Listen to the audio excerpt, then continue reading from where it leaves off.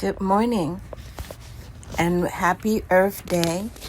This is the Lorene, the Yuma Gardener, and I want to welcome you to my Zone 10A Arizona garden. Today is Earth Day, and I thought I'd do something a little bit different. I am taking you on a walkabout in my garden, but while I'm doing that, I came across a editorial column this morning in our local newspaper, and it's written by Tom Purcell. And I'd like to read it to you because I think it's pretty profound, and I think it's right on target for Earth Day.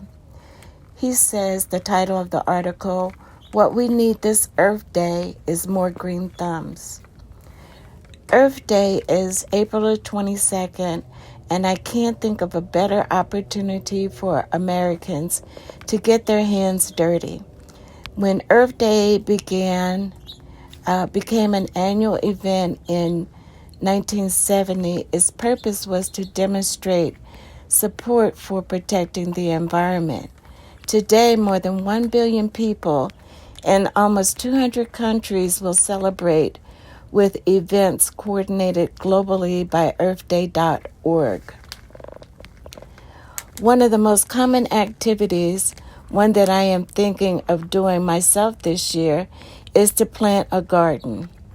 If you can grow and harvest tomatoes and cucumbers in your own backyard, after all, you won't need to buy those items in a store, items that have been transported through the burning of fossil fuel.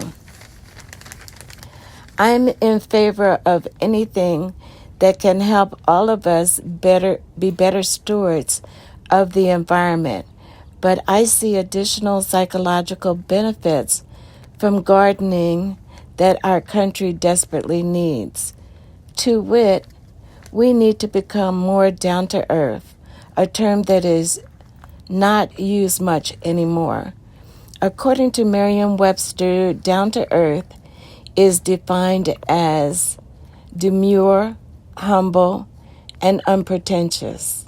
It also means earthy, which Merriam defines as plain and simple in style. The origin of these terms is not clear, but the act of getting your hands dirty in garden topsoil sure does have the effect of making you more humble and unpretentious. I grew up in the suburbs with a large yard. We grew tomatoes every summer, and they were very much larger, redder, and sweeter than anything bought at the store. Our neighbor, Mr. Bennett, had a magnificent garden that was 12 by 30 feet big. He grew such an abundance of beautiful lettuce, tomatoes, and zucchinis that he often shared his bounty with us, and we enjoyed the delicious salads you will ever enjoy. Managing a garden of that size requires quite a bit of commitment. Mr. Bennett toiled every day to nurture his vegetables. He had to pluck weeds to protect his prized plants, and he built a fence to keep the deer out. His toil and the sweat and his lessons he learned from nature to help his plants flourish connected him to the realities of the natural world and brought him a peace and calm that only gardeners can know. That is to say, Mr. Bennett was down to earth.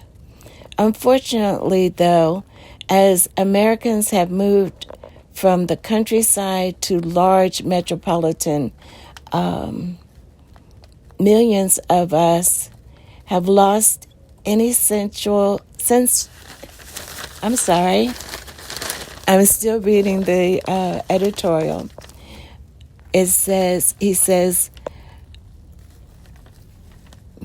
Unfortunately, though, as Americans have moved from the countryside to large metros, millions of us have lost every essential connection with the topsoil and nature.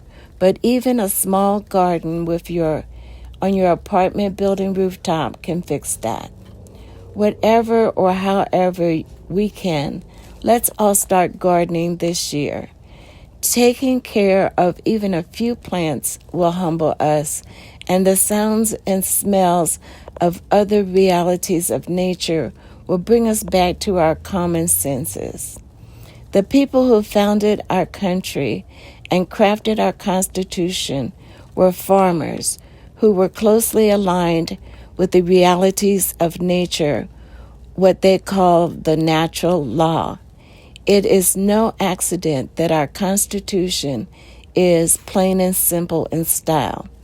They knew that had to understand the basic, unforgiving realities of nature if they wanted to keep their crops and animals from dying and help them all survive and flourish. Down-to-earth people, truly in touch with nature, enjoy the gifts of common sense or horse sense, something our country is running short of these days. So this Earth Day, let us begin to address this important matter and bring calm to our souls by planting a garden.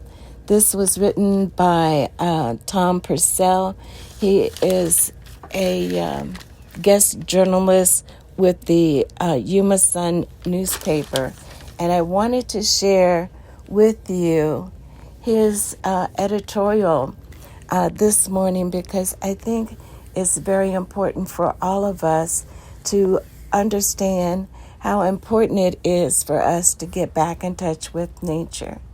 If you've been following my channel, you know that I garden in an RV park. The spaces are graveled, and most of my plants I garden in containers. And yesterday, my handyman, Robert, I'll give him a shout out, he came by and he said, you can drive in here and you don't see anything green until I get to your place. And it is really quite remarkable, the number of plants that you have.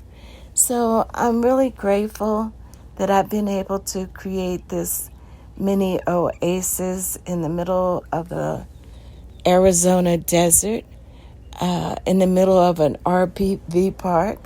And my whole goal is to grow native plants and other flowering plants to attract birds, hummingbirds, and other pollinators to my garden. So with that, I'm going to say thank you for watching. Thank you for being patient with me as I read that editorial this morning. I'm a little bit dyslexic, but I stumbled through it okay, I hope. Anyway, if you like this video, if you want to continue to watch the progress that is happening in my garden, some challenging months are ahead of us. June, July, and August. It's really going to be a challenge to keep everything going. So I hope if you haven't already done so, please subscribe to the channel. And if you like this content, give it a thumbs up. And I will be in touch with you again very soon. Thank you for watching.